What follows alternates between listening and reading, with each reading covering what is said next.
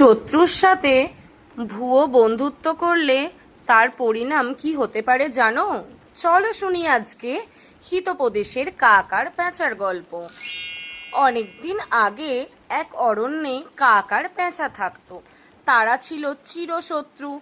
দিনে কাকরা প্যাঁচাদের বিরক্ত করত আর রাতে প্যাঁচারা কাকদের ঘুম ভাঙাতো। একদিন কাকদল সভা বসালো।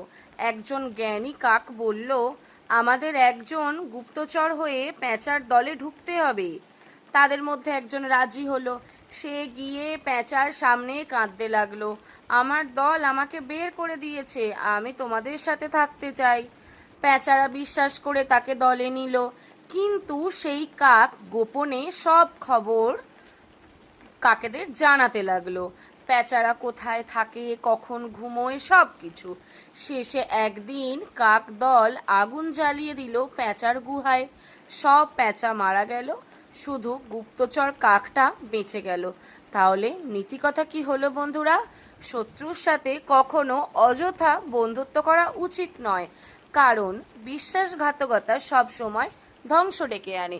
যদি গল্প ভালো লেগে থাকে প্লিজ চ্যানেলটা সাবস্ক্রাইব করো আর লাইক শেয়ার কমেন্ট করতে ভুলো না। Thank you.